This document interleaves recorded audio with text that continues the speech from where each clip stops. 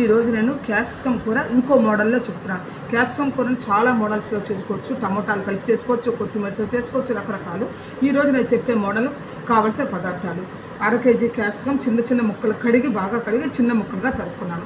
తర్వాత 2 స్పూన్స్ పచ్చిశనగపప్పు, 2 స్పూన్స్ మినపప్పు, ఒక స్పూన్ ఆవాలు, 4 ఎండుమిరపకాయలు ముక్కలు చేసేవి నూనెలో వేయించాను. ఒక పచ్చి ఉల్లిపాయ ముక్కలు చిన్న చిన్న ముక్కలుగా తరిగి పెట్టుకున్నాను. సాల్ట్. ఇప్పుడు నేను మిక్సీ జార్లో ఇది బాగా చల్లారాక అంటే మిరపకాయలు, మినపప్పు, ఆవాలు అంతే. మిరపకాయలు, పచ్చిశనగపప్పు, మిరపకాయలు, ఆవాలు ఇవి 4 ప్లస్ ఉప్పు, పచ్చి ఉల్లిపాయ ఇవన్నీ కూడా మిక్సీలో 1/2 గ్లాసు నీళ్లు పోసి మెత్తగా పేస్ట్ లాగా చేసుకుంటాను.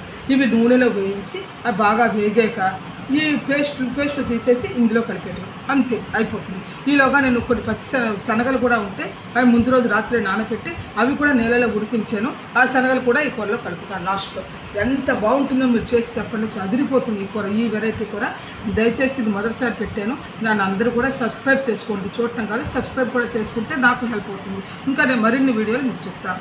క్యాప్సికంలో ఇంకో మోడల్ కూడా ఉంది, అది తర్వాత చెప్తాను. Okay, thank you. ఇప్పుడు ఇలా ముక్కల్ని కొద్దిగా నూనె వేసి క్యాప్సికమ్ ముక్కలు వేస్తున్నాను. ఏమంటే ఇలాగే పచ్చి శనగలు కూడా వేసి నానబెట్టిన శనగలు, నానబెట్టిన బఠానీలు రాత్రి నానబెట్టాను. అవి ఉడికించి ఇందులో కలుపుతాను. ఇప్పుడు ఇలాగే మనం వంకాయ కూర కూడా చేసుకోవచ్చు అండి. వంకాయ ముక్కలు మెత్తపడ్డాక పచ్చిశనగపప్పు, మినపప్పు, 4 మిరపకాయ ముక్కలు, ఆవాలు, పచ్చి ఉల్లిపాయలు, ఉప్పు కలిపి మిక్సీలో ఆడుకుని వంకాయ కూడా చేసుకోవచ్చు, దొండకాయ కూడా చేసుకోవచ్చు. ఎంత బాగుంటుందో ఈ మోడల్. దీన్నే మసాలా క్యాప్సికమ్ మసాలా కూర అంటారు. చాలా బాగుంటుందండి.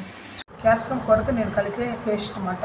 2 స్పూన్స్ పచ్చిశనగపప్పు, 2 స్పూన్స్ మినపప్పు, 4 ఎండుమిరపకాయల ముక్కలు, ఆవాలు ఇవి 4 నూనెలో పొక్క వేయించాను. పచ్చి ఉల్లిపాయలు, ఉప్పు ఇదంతా కలిపి ఇలా మిక్సీ జార్లో వేసేసి జాగ్రత్తగా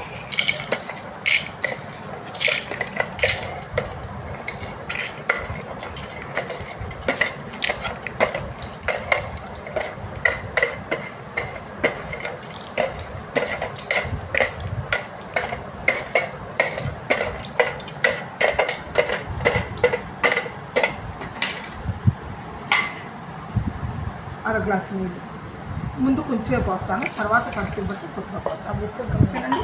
అవి పోసేసి మెత్తగా గ్రైండ్ చేసి నూనెలో వేగిన క్యాప్సికమ్ ముక్కల్లో వేసేప్పుడు ఇదే విధంగా మనం దొండకాయలకు, బీరకాయలకి, వంకాయలకి కూడా ఇదే పేస్ట్ ఇలాగ చేసుకునే ముద్దనే మనం వాడుకోవచ్చు. ఇలాగ చేసి వాడుకోవచ్చు. దొండకాయలు కానీ, బీరకాయలు కానీ, తర్వాత క్యాప్సికమ్ కానీ.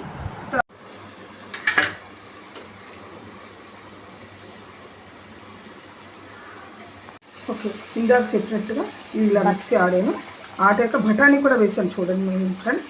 అంటే ఇది వేసి ఇలా కలిపేటాను అంతే, అయిపోయింది. ఇదే వంకాయ క్యాప్సికమ్ కూడా ఇది దగ్గర పెట్టాక ఒక 2 నిమిషాలాగా మనకి కట్టేసుకోవాలి, అయిపోయింది. ఇలాగే వంకాయ కూర, దొండకాయ కూర, బీరకాయ కూర కూడా చేసుకోవచ్చు మనం. చాలా బాగుంటుంది. Please subscribe my channel. కొత్తగా పెట్టాను, మీరు అందరూ సబ్స్క్రైబ్ చేస్తూ ఉంటే నేను చాలా చెప్తూ ఉంటాను. నాకు కూడా హ్యాపీగా ఉంటుంది. ఓకే, థ్యాంక్ యూ అండి.